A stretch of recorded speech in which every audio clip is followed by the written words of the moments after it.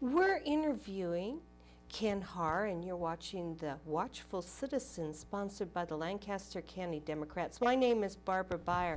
Well, Ken, I suppose that as you're going through this dash for the legislature, that you've been tracking what's going on this year in the unicameral.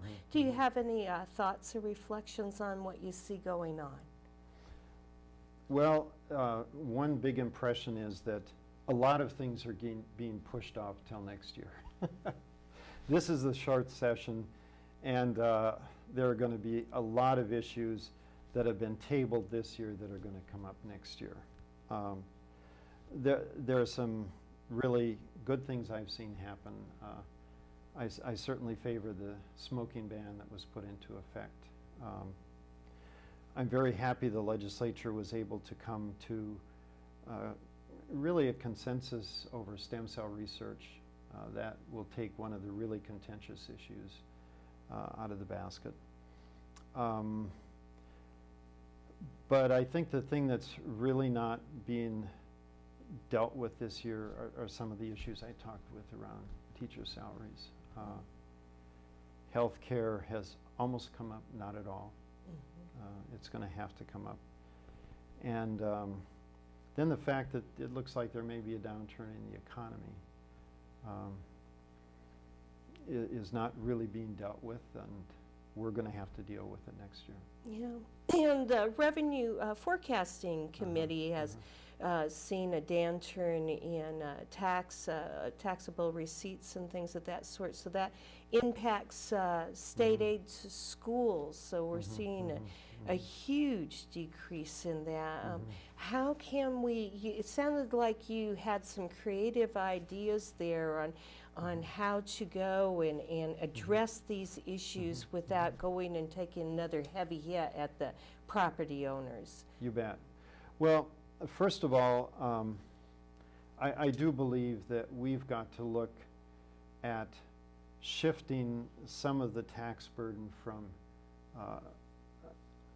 state taxes, which are basically sales tax and income tax, for relief of the local level with property tax. And when I was on the city council, I saw an article, and all I remember is a headline. It said, "Love services, hate taxes." And that's something we're going to have to, continue to face. In the way of education, a proposal has come up and probably will not get enacted in this session, but would be to establish an education trust fund. And the idea of the education trust fund would be much like the highway trust fund, where money is put in and it can only be used for that purpose. The education trust fund would take some of the surplus reserves that we have right now, not all of them, but some of them, and begin an education trust fund that would eventually build, and the interest from that trust fund would be applied solely to teacher salaries, to improve teacher salaries. So it's that kind of initiative that I like, that I favor. It's somewhat of a long-term solution, but it makes a great deal of sense to me. Well, since you have a teaching background, you have a lot of understanding of the needs of children. What are some of the other issues you see facing children in our state? Well, when I talked about Nebraska being ahead in wind energy potential and behind in production, there's some other areas, obviously. We have more children in foster care, as I understand it, than any other state. Which I think also correlates with the fact that we have the highest percentage of both working parents of any state in the union. And then also this issue of health care, and all those go together. Education can't work if a child is hungry or if a child doesn't have proper health care.